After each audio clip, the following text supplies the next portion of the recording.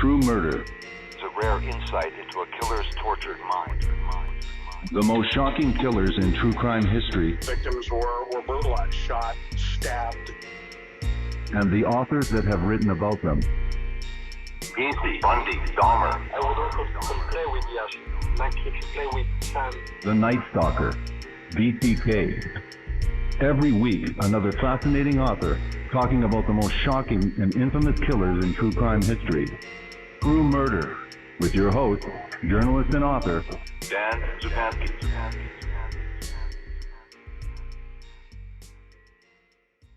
Good evening.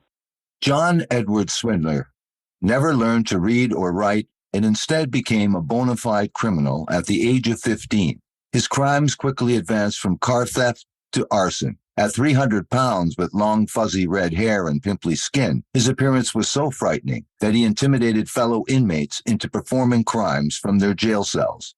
He sodomized other convicts who dared not refuse him. He was moved in and out of solitary confinement in an attempt to break him of his violent ways. It failed. Released from prison because he was uncontrollable, he began a multi-state crime spree that culminated in the rape and murder of 3 young people and the shocking assault on a Fort Smith, Arkansas policeman named Randy Basnett.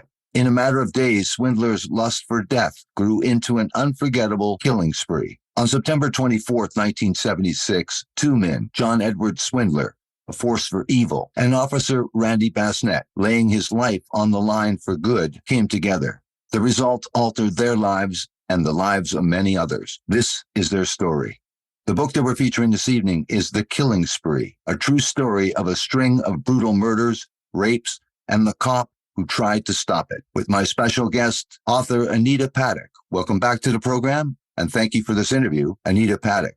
Hello. Thank you so much for this interview. You're very welcome. Right away in this book, you take us to September 24th, 1976, Fort Smith, Arkansas, and you take us to a house in Barling, a little town outside of Fort Smith, and the home of Fort Smith police officer, 30-year-old Randy Basnett, his wife Cindy, and their 3 children.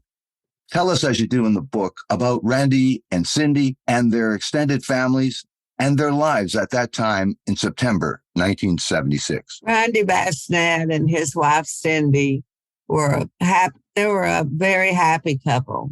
They had a new baby, and this new baby was just a delight to Randy.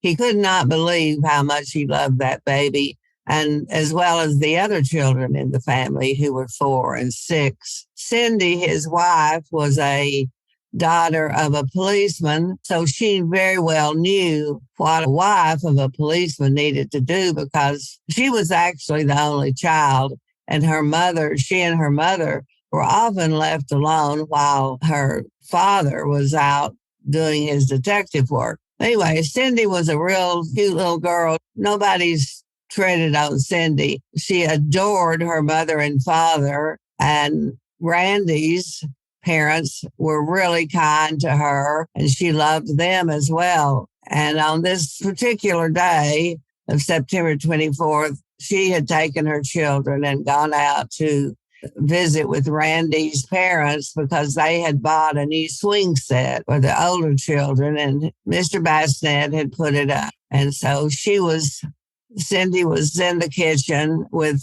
Peggy Basnett. They were just visiting and having a good time. And then while they were in the kitchen visiting, on the 2-way radio, they heard that there had been a shooting in the north side of town. And so they both kind of perked up then because they knew that Randy patrolled that part of town. Both of them knew what the dangers were of being a policeman and what the heartache could be for a policeman's family if something would go wrong. Now then, I'm going to take you back to a week earlier when John Edward Swindler got off the bus at a bus station in Columbia, South Carolina. That's where he was from, and he had been involved with a lot of really petty crimes and arson, and he was really a bad guy. He had been in he had been in Leavenworth, and in Leavenworth, he was in and out of solitary, and nothing that the warden or anybody else at that prison could do to stop him from intimidating, sodomizing other prisoners. So they just let him out and sent him home, gave him $40 and a bus ticket to South Carolina. When he got off the bus, he was met by his brother.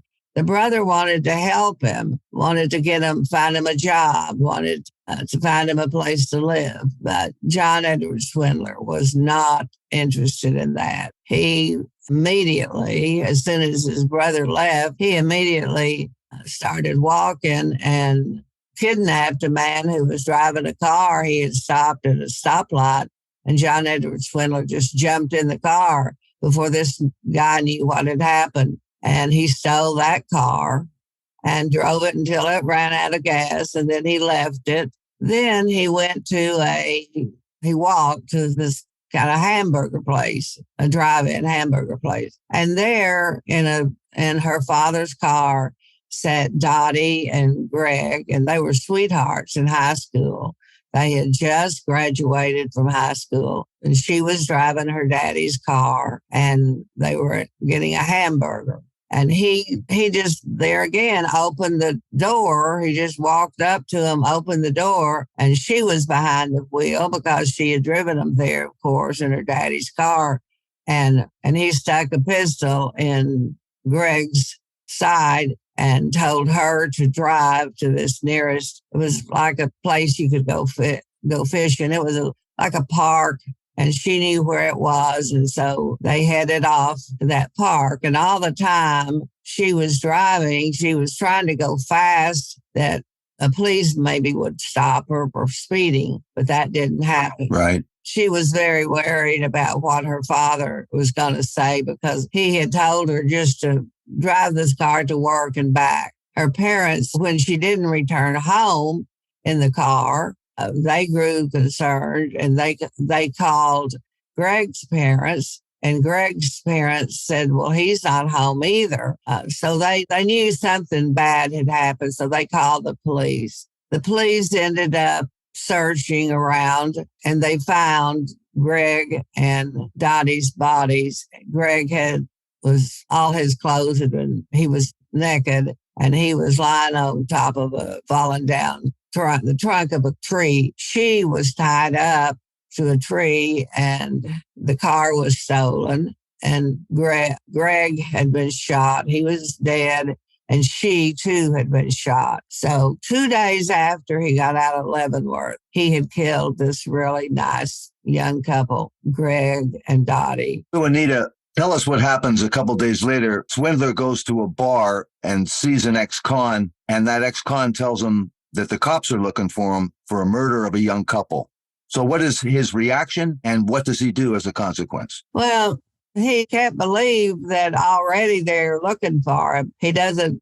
He's amazed about that, but he realizes he got to get out of town. And so he has to look for another car in which he can leave. And so he walks around in this neighborhood until he finds a house that appears, he can tell that the house is occupied by some elderly people. So he knocks on the door, and a lady comes to the door, and he pushes her in, and then he steals their money. She has a husband who comes downstairs, and he steals their money. He steals their car, and the man has a gun cabinet, and he looks in that gun cabinet, and he sees a real pretty rifle that has a brand new scope that goes with it that's already in a box, and a couple of shotguns. So he steals those guns and puts them in the back of their car along with the money he stole from them, and off he goes.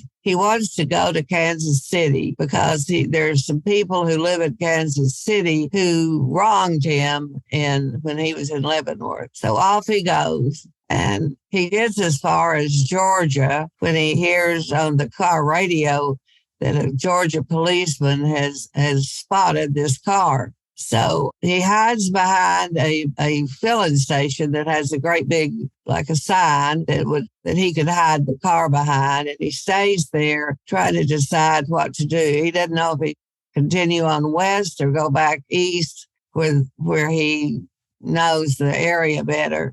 He's at a real disadvantage because he can't read or write. But he goes into, when it gets dawn, he goes into this all-night 24-hour filling station, and he robs this guy who works there, and then he locks him into a closet and tells him not to try to get out. But the guy does try to get out, and he hears him trying to get out. And so Swindler takes a gun and shoots this guy and then leaves him in there, leaves him for dead. The attendant who was shot, eventually he lives, but he has to be in the hospital for many, many weeks. He's really really damaged by this shotgun.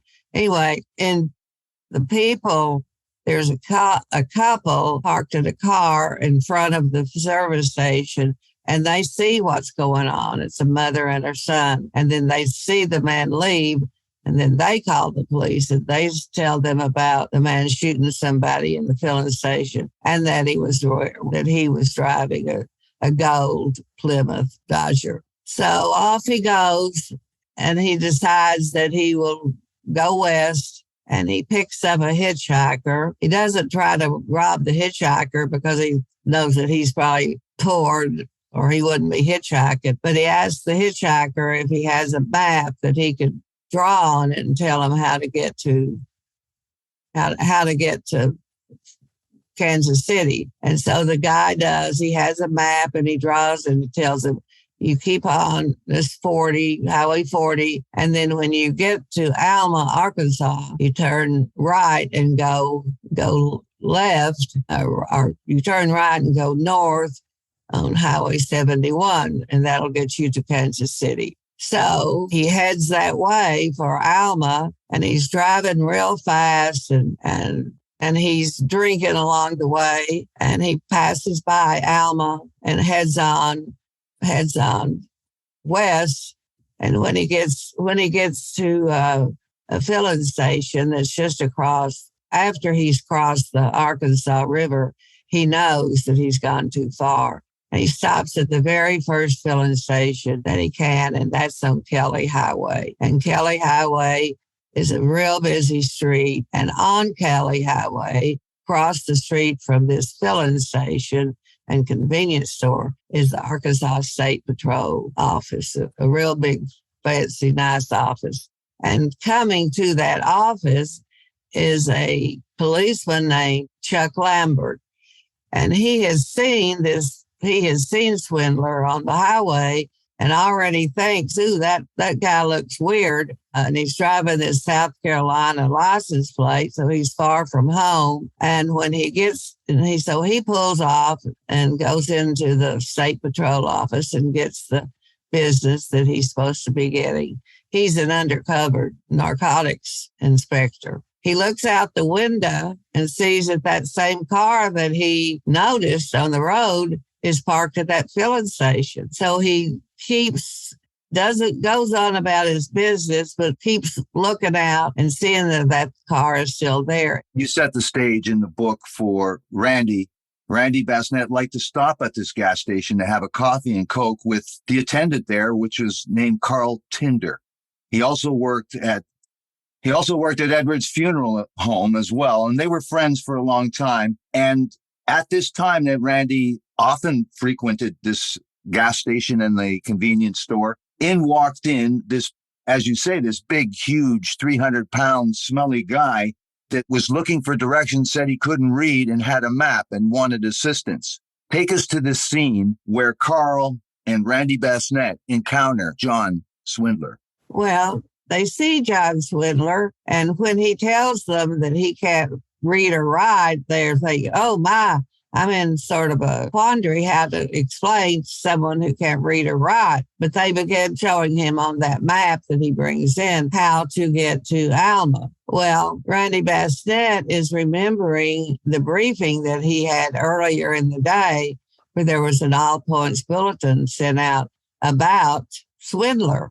And by this time, they knew that what he was driving, because the elderly couple had said, he's driving our car and it's a gold Plymouth Dodger and the license plate is South Carolina license plate.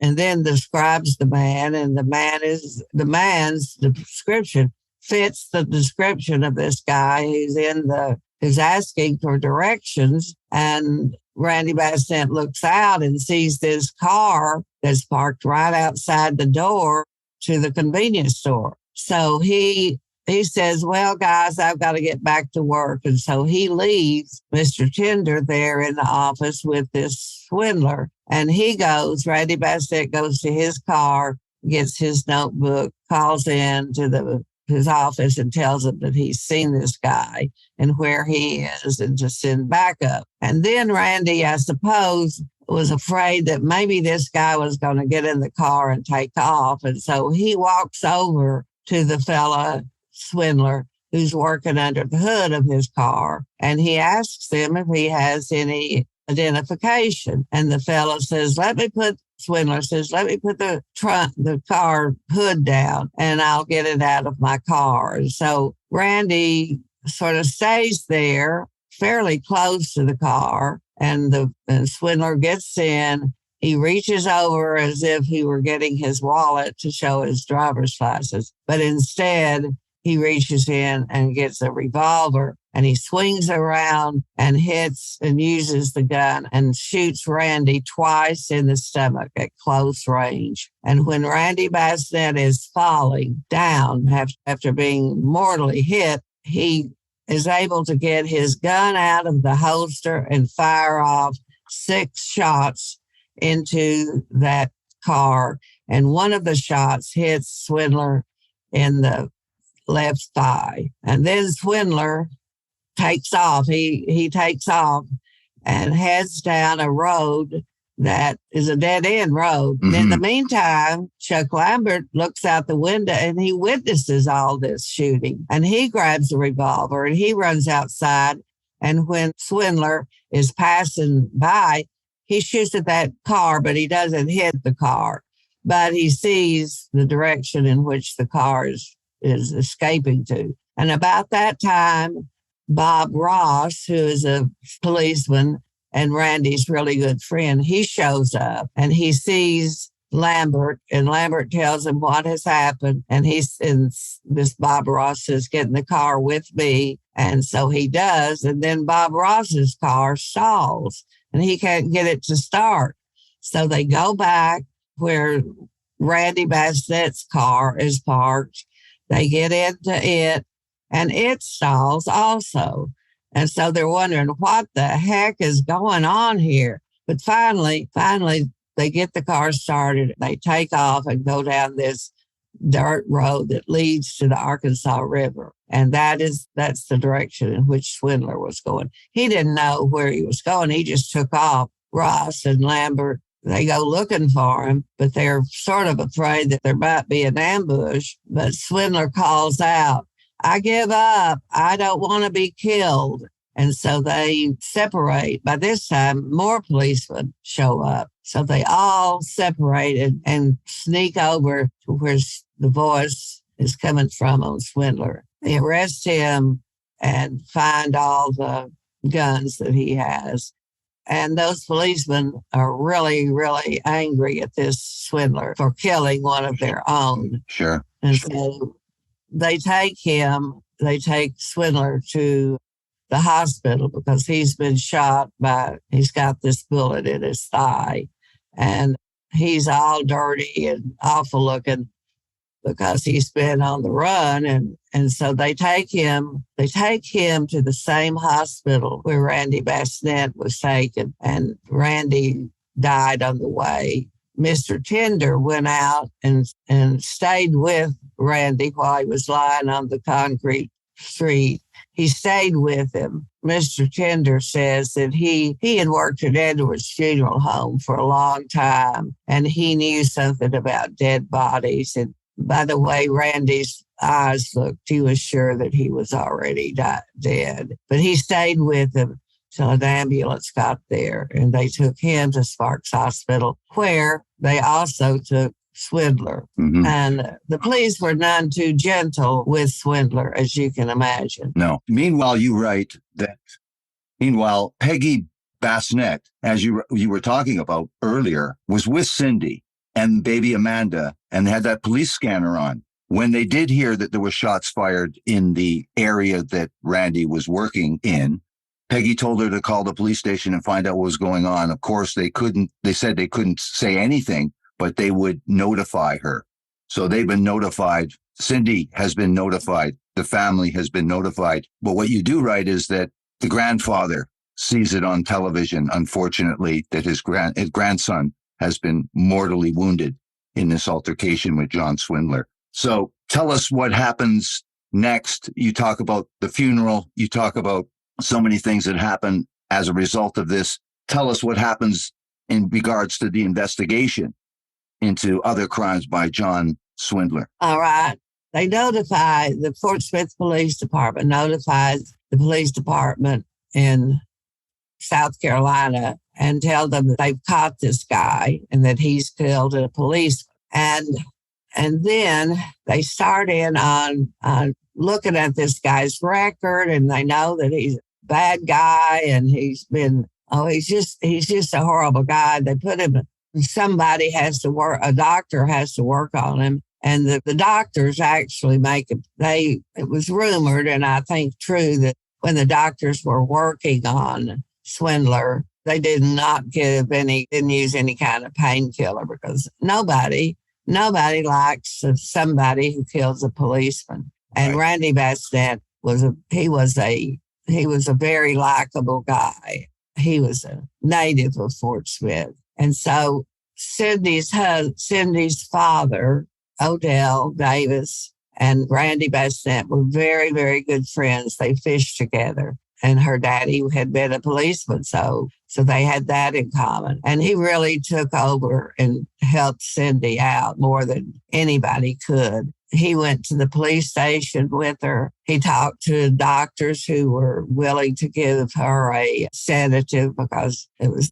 her local doctor heard about it. And he called and said, I want you to take Cindy to the hospital, and I want to the emergency room. I've already called, and they're going to give her a sedative, because they knew that she had to be just, really inconsolable. So she stays at her mother and daddy's house. And while she's there, the police chaplain rings the doorbell, and he comes, and he's the one who really delivers the message that Randy Basnett has been killed. And she beats him on the chest and says, don't tell me that. Don't tell me that.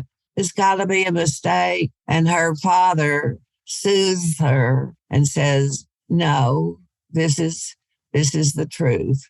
And so eventually Cindy and this police chaplain become very, very good friends. He delivered the true message to her that her husband had been killed. And for some reason, she latched on to him because he had given her the truth. And so she's there, and her daddy is with her. Her mother is taking care of the children. And Mr. Cindy's father says, we want you to go lie down and try to rest. And while she's lying down and resting, the doorbell rings, and Mr. Davis, her daddy, goes to the door, and it's two FBI men who want to talk with Cindy. So he goes, and Mr. Davis goes and wakes up his daughter and tells her that there's two FBI fellows who want to talk to her. So she comes into the living room. The FBI guys are extremely gentlemen, and they stand up when she enters the room, and they tell her that they're very sorry for what had happened. And then they tell her that the reason John Swindler was even out was because the warden at Leavenworth could not control him. And she freaks out over hearing that. And she said, well, I hope that warden is fired. And the FBI guys say, we think that should happen too. And eventually she does find out that that warden was fired. And that's how she found out from FBI guys, which I thought was very nice and kind of them to come to her house, her daddy's house, and tell her what had happened. You describe this very emotional scene that you recreate in the book. The funeral was so important, and there were so many people that wanted to attend that they had to use the Civic Center. And so you described this event and how emotional she was talking to her husband and the viewing. Tell us a little bit about the funeral and Cindy's reaction. All right. Cindy picked out a casket along with Randy's parents were with her and her daddy was with her. And they went to Edward's funeral home and they picked it out there. And his body was there at Edward's funeral home. And it was being guarded by policemen. And there had been an autopsy done in Fort Smith on Randy's body. And once that autopsy was completed, then he was dressed in his police uniform, the dress uniform, and lay there in Edward's funeral home for a few days. And then they had to decide what to do about the funeral. And her dad used to Cindy, everyone tells me that there's going to be so many people at this funeral that we'll want to have it at a great big place that can accommodate the people. And they think the Civic Center is better. And she said, no, hell no. I don't want it to be like an event. Like that's where they have plays and symphonies. But her daddy said, Cynthia. And she told me that when he called her Cynthia, that she knew that she better straighten up. So she agreed, and it was a great big funeral attended by many, many people. And when the funeral was over, she left with her parents in the funeral car, and they got about a mile away. And then she said, stop the car. And she wanted to go back to the Civic Center, and she wanted to be alone with Randy in the casket. And so her daddy went with her and stood there while she talked to her husband. She was kneeling at the casket, and she talked to him and told him that she loved him and she was going to get through this and honor him in the way that she did it. And so they did load his casket in the funeral car, and he was buried. And there was a picture in the paper of her leaning on his coffin at the gravesite. This is a little aside to tell you. On Sunday, I was at a book signing, and a man came up to me, and he had bought a book and he wanted it signed. And he said, I want to tell you, it was my honor to sing Randy Basnett's funeral. And he got all emotional when he told me that. And so did I.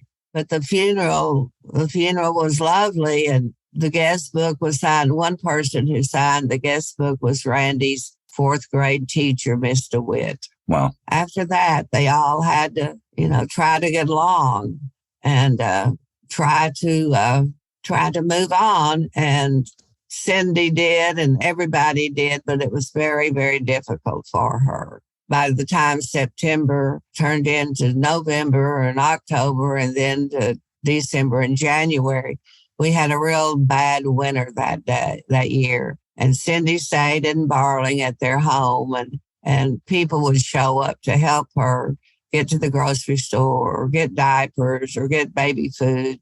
And she was touched by all of that because we had such a hard winter that it was difficult to drive.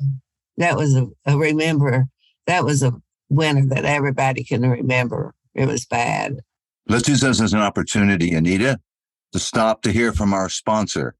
Ritual knows that it's virtually impossible to get all your body's vitamin and nutrient requirements solely from the food we eat, and so Ritual has created a new multivitamin aimed at filling your body's nutrient gaps to support your overall health. What I and my wife Lisa appreciate the most about Ritual multivitamins is the confidence we have in the exhaustive research Ritual has undertaken to create this multivitamin, a clinically backed multivitamin for women 18 plus with high quality and traceable key ingredients in clean, bioavailable forms. With 9 key nutrients in 2 capsules per day, their unique bedlet in oil is even patented. Instead of striving for perfect health, aim for supporting foundational health. Great news. Ritual is offering my listeners 10% off during your first 3 months. Visit ritual.com/murder to start Ritual or add Essential for Women 18 plus to your subscription today. Now, the funeral is finished, but while awaiting this capital felony murder trial, John Swindler was doing something and terrorizing Cindy from behind bars. Can you explain? John Swindler, he was able to just intimidate everybody who was in that Sebastian County cell. He threatened them. He could get them to do anything because he was so big. He was so intimidating. And that's the way he had lived his life. And so there was a man there who was a prisoner who had a girlfriend who worked the switchboard at the Sebastian County Jail. And they had her send this recording to Cindy's phone periodically late at night that said, "Stay tuned for an important message." So she would be staying tuned for an important message, of course, so scared that something had happened to her mother and daddy. And so that went on. And then also Cindy would be driving and she would look behind her and she'd see these menacing looking people in a car following her very closely. So she knew that it was Swindler who was doing that. Then Swindler's cronies started calling Mr. Tender at his house. And Mr. Tender, if you remember, was the man who worked at the filling station and was visiting with Randy when all this happened. And so Right. Mr. Tender started getting these phone calls that said, "You're a dead man if you testify." And Wow. so he told the police about it, and those calls continued. And so the police decided that they would send somebody out to stay at the Tender's home to protect them. And so they would spend the night there. Mr. and Miss Tender, her name was Ruth, and Ruth and Mr. Tender would go to their bedroom, and she would make a big pot of coffee for the men and go to Von Houghton's Bakery, which was a delicious bakery in Fort Smith, and get all these wonderful pastries for the men to eat with their coffee. And that went on for 2 or 3 weeks. And then one night, Tenders were in bed, sound asleep, and the detectives, they detected that somebody was out in the backyard who shouldn't have been there at 1 o'clock in the morning. They went into the bedroom of the Tenders, and they went in and they said, "Wake up. Somebody is in the backyard. Don't turn on the light." Well, imagine how frightening that would be. Well, they got up, Mr. and Miss Tender got up, and they brought them into the living room to sit with them. And the next day, the police and the prosecutors, everybody decided that they needed to put the Tenders in a safe place. And so they chose this motel that was on 10th and B, and they put the Tenders in a safe place. Meanwhile, living next door to the Tenders was Major Rivaldo with the Fort Smith Police Department and his 3 children and wife. And they too received threatening phone calls. And so Mrs. Rivaldo took the 3 children to stay with a family friend of theirs, and police moved into the Rivaldo's house, and they looked out the window and were watching the Rivaldo house as well as the Tender house. It was a frightening time for those people, the Rivaldos, and certainly for the Tenders. And so the Tenders, then Mrs. Tender, who worked at this company in Fort Smith, she started getting phone calls. She worked in the office, and she started getting phone calls. And the phone calls would say, "Your husband's a dead man. You're going to be dead too," just frightening things. And so she called Major Rivaldo, who lived next door to her, before she even called her husband. And so Mr. Rivaldo went to her place of work and took her back to the motel. And from then on, they took her to work and brought her home from work. It was a horrible thing for the Tenders to have to do. Miss Tender really never spoke about it to anybody for years afterwards. You take us to February 25th, 1977, finally the felony murder death penalty trial.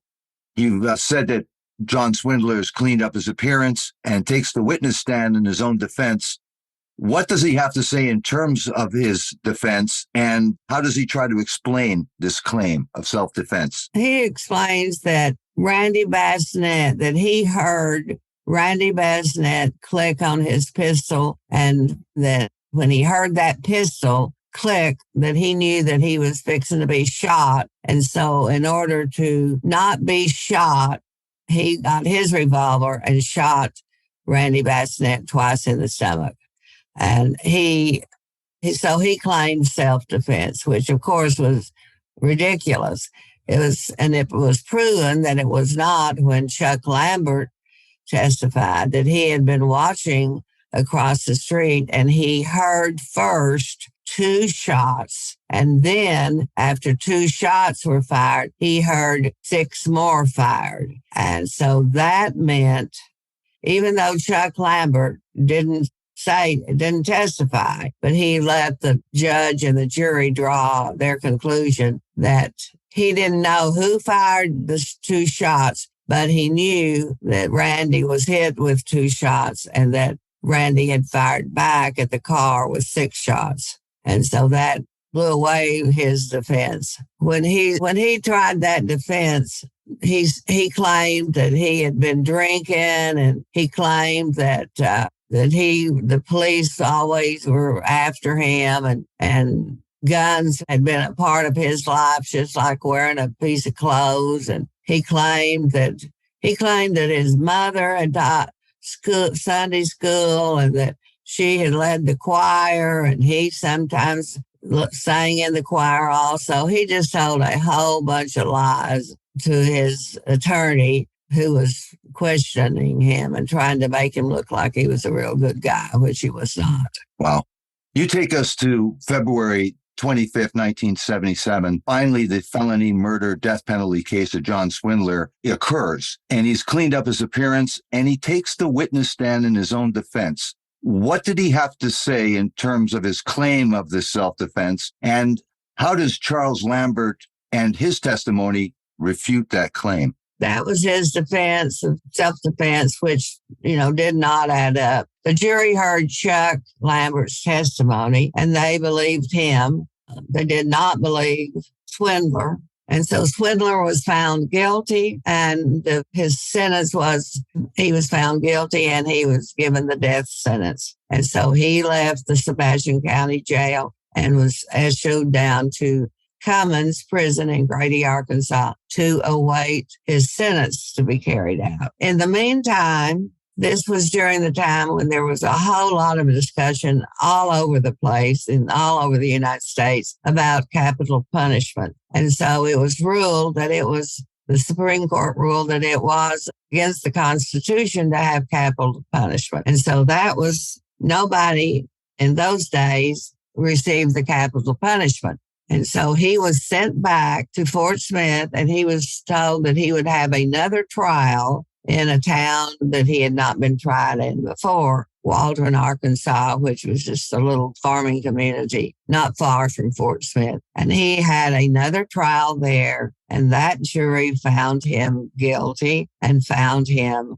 that he should get the death penalty. By that time, the death penalty had been settled, that you could have the death penalty. I'm not using the exact wording as the courts would have said, but that was the gist of the story. So he was once again found guilty, and they wanted him to be executed. In the meantime, while he was waiting for that trial to happen, he also was held in the Sebastian County Jail. And he discovered that there was a man who worked there who was originally from Florida. And he asked this guy if he could possibly find a newspaper from Florida down in the Keys, is where this guy lived and where he wanted the newspaper to be from. And this guy, Mr. Acosta, the jailer, said, well, why do you want that? And he said, well, Swindler said, well, I killed somebody down there and I left a body there and I'd like to read about it. So, of course, Mr. Acosta told the sheriff about his conversation. And so the sheriff notified all the sheriffs down in Florida about what had happened. And they sent Swindler's fingerprints down to them. And they matched those fingerprints to some fingerprints that were found on a cereal box that was under the bed where Jeff McNerney lay dead with his head smashed in by a sledgehammer. Yes, he gave graphic details of tying him up to the metal bed frame and then torturing and raping this boy for days on end. Yes, when they found this boy, his body was already decomposing, but they found him with his both arms and one leg tied up against this metal frame beds. And then, of course, he was naked. They could tell that he had been sodomized many times. And then they found that he had been hit in the head with a sledgehammer. What's more horrifying than all of that is that John Swindler was at a halfway house, set for parole. He had snuck away from this halfway house, committed this incredible murder and torture and rape of this person for days, made up some excuse, you said, got away from anyone connecting him whatsoever while he was on parole to this murder. And so for the parents, they were hearing this for the very first time, the details of what had happened to their son, Jeffrey McNerney. Let's talk about, meanwhile, John Swindler is awaiting execution. And so he gains comfort, you write, from a Monsignor O'Donnell, which Swindler had met 13 years earlier, when you write that he had worshiped Satan rather than Jesus. Now he wanted forgiveness, and these priests and other Catholics campaigned that his life be saved. He became Swindler's champion. Swindler learned how to read and write, and he taught prisoners how to read and write. He lost weight, he cut his hair, he spruced up, but the governor of Arkansas, Bill Clinton then, he was not in favor of commuting his sentence. And so he was executed. He was executed in a brand new electric chair that Arkansas had built. And they surmised that he thought that would be really newsworthy, that he was executed in the first one in this new electric chair. Right. You write that a journalist named Linda Subold witnessed Swindler's execution. And you write that Cindy had planned to go, but at the last minute changed her mind. But she had communicated with Cindy, this Subold, and I guess conveyed what had happened. And you write that it had affected this journalist quite a bit to see this execution as well. Linda Subold she wrote for the newspaper in Fort Smith, and she was a newspaper writer that everybody wanted to read anything she wrote. She was a really asset to our community, and she had interviewed Cindy many times, and so consequently she and Cindy had become good friends. And Cindy did plan to come to the execution. And then she just decided that she wasn't going to, which is probably smart because Linda Subold attended the execution and she wrote about it in the newspaper. And it was in my book, I've got that in there, what happened and how it came down. And it was a horrible thing. I'm glad Cindy didn't go and see it. Linda was very sorry that she had gone to see it, but she did. And she called after it was over. She called Cindy, who was staying at her uncle's house in Little Rock, because she and the uncle had planned to go to the execution. So she was still at her uncle's house, and she invited to Cindy and her photographer to spend the night there with them, and then drive on back to Fort Smith, which is about 3 hours away. And so she did. And she and Cindy talked, and Cindy really bared her soul to Linda about various things. And Linda ended up writing a really nice article about the marriage of Cindy's marriage to Randy Basnett, and how he was eulogized by many groups in Fort Smith after his death. And it was a lovely tribute that she wrote. You write that we didn't talk about it, but Cindy's idea, and her parents wanted to move to this place that was a sort of a touristy place, this 10-killer lake, about 60 miles from Fort Smith. Cindy, without Randy, of course, and the children, moved with her parents.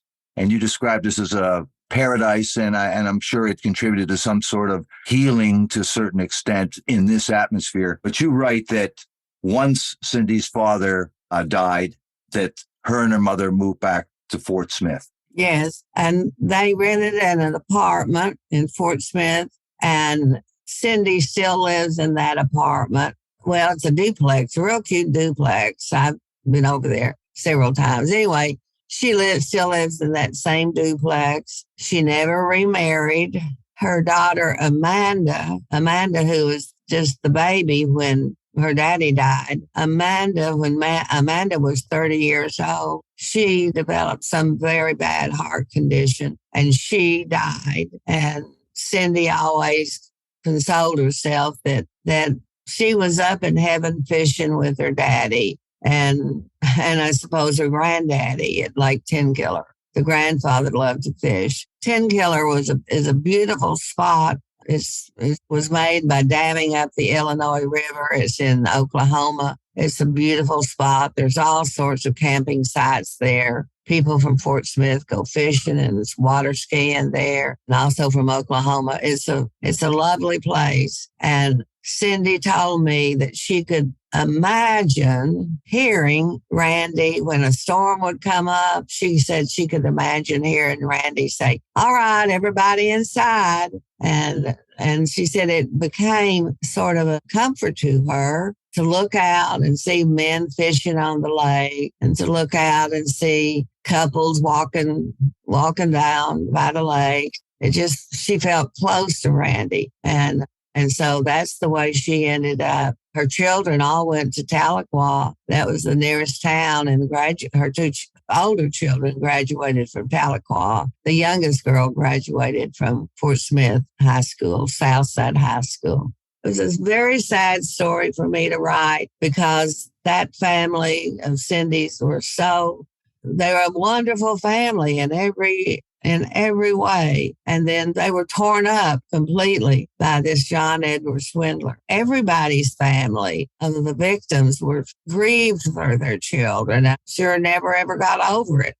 And Swindler was just an evil, evil guy. Absolutely. When I was writing the book, often I was crying while I was doing it.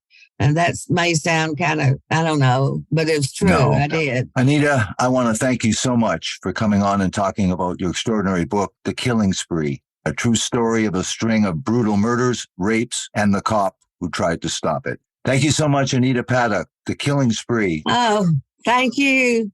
Thank you. A true story of a string of brutal murders, rapes, and the cop who tried to stop it. Thank you so much, Anita Paddock, for this interview, and you have a great evening. All right. Thank you, Dan. Good night.